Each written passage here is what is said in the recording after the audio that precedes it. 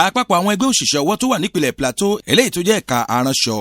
lábẹ́ àkóso olóyè Aminu Zulkiful tó jẹ́ adarí wọn ló ti pètèpèrò láti ṣe àgbékalẹ̀ ìpele ẹlẹ́ẹ̀kejì fún ètò ìdánilẹ́kọ̀ọ́ tí ó mọyán lórí tó sì fún wọn lórí ọ̀fẹ́ láti lè ṣe àmúgbòrò iṣẹ́ wọn fáwọn tí wọ́n ń jẹ́ oníbàárà wọn.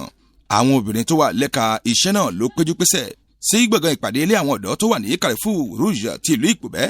láti sàmì sí ètò ọ̀hún èyí tó ń wáyé ní 30 oṣù kẹta ọdún 2025.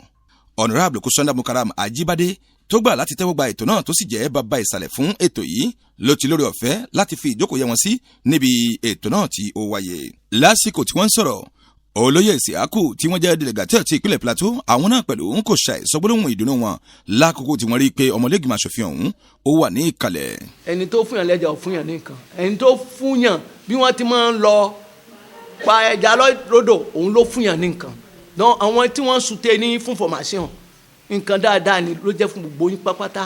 ní département Plateau pratiquement l'Ìpòbẹ́ tá a wà yìí. gbogbo ètò yìí wáyé lábẹ́ àkóso olóyè Zanujima tí ń ṣe president collectif ti ìjọba ìbílẹ̀ ti ìlú Ìpòbẹ́ nínú ìtẹ̀síwájú àlàyé ọ̀rọ̀ tí a fi wá wọn lẹ́nu wò. Honorable Kusanda Mukaram Ajibade dùnnú lọ́pọ̀lọpọ̀ pẹ̀lú gbólóhùn ìwúrí tí ó fi kan gbogbo àwọn olùkópa fún ètò ìdánilẹ́kọ̀ọ́ yìí tó ń wáyé ní ìlú Ìpòbẹ́. níparí ohun gbogbo aṣojúkọ̀ròyìn iléeṣẹ́ wa ó láǹfààní láti súnmọ́ arákùnrin Zulkiful Aminu Gbadebo gbólóhùn tí ó sọ̀rọ̀ lẹ́nu ọ̀pá gbohùngbohùn iléeṣẹ́ Osolo TV. kẹ́lí ìlànà yẹn fún gbé kalẹ̀ àlí gbogbo àwọn sọ yóò mọ̀ kálí òun fẹ́ gba ìmọ̀kúmọ̀ wọn kó jáde fún wọn kó wọ́n fún èyí kọ́ donc ìdánilẹ́kọ̀ọ́ náà sì bẹ̀rẹ̀ ní 31 oṣù yìí kápá ilé 5 oṣù kẹyìn ọdún donc ọdún pẹ́lọ́dọ̀ Honorable wa Kusanda Ajibade yẹ gbé ètò náà làbá yẹn sì ṣe agbátẹrù kátẹ́wọ́ kẹfù gbà á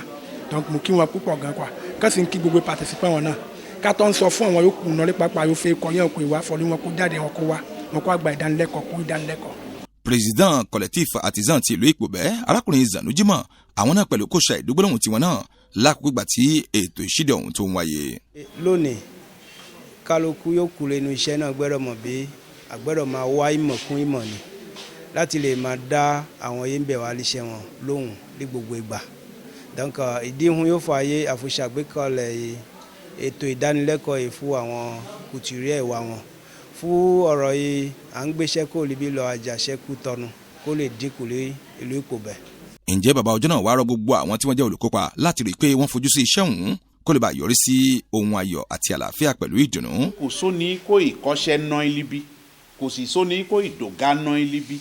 kò sóni kó ìní diplôme ná ilibi a máa ń pè kíní kan ní formation lédè ìfaransé ní jẹ́ kéńjẹ́ wẹ́n àti kọ́hun náà àti mọ̀ àmọ́ àtọ́fẹ́ gba ìmọ̀ kún ìmọ̀ àwọn ń lọ iléèwé náà ẹ kò lè gbọ́ fọ́lọ́ nìkan lọ iléèwé títí ká kàwé títí ká parí ẹ̀ kù sí lágbàáyé gbogbo yín yóò ti dọ̀gà libi ká ti ní diplôme ẹ má rófọ̀ lé àwọn ti dọ̀gà ó ti tán síbẹ̀ nítorí mo ti yọ jáde lábìjàn lọ́dún ní nísìn ẹ gbọ́dọ̀ ṣe gbogbo agbára kẹ́ mọ̀ kẹ́ rí i fún kẹ́ gbé ìwọ́pọ̀ bẹ́ libi fún oníkan kọ́ má tọ́ gbaṣọ lọ ikú tọ́nu fọlọ́ náà ránṣọ ikú tọ́nu náà àti tó aṣọ ìran ìwà ìran fúra ní libi àmọ́gbà yìí mọ̀dẹ́lì kan jáde ẹ kò ì mẹtirizẹ́ dáadáa ó ní fẹ́ ìran ó rí falipẹ́ ẹ fẹ́ ìran fún ní tòun yẹn ẹ bá aṣọ ẹ jẹ ni kò ní fẹ́ gbé e fún yìí donc àwọn yóò fúlé wọn ní láàárọ̀ yìí kẹ́ fún ọ̀nà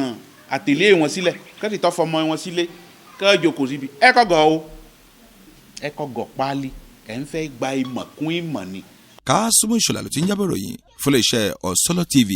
Abudu Ọláníjà ló gba àwòrán àti ohùn sílẹ̀. Osolo TV ìmọ́lẹ̀ gbogbo ọmọ ànàgó.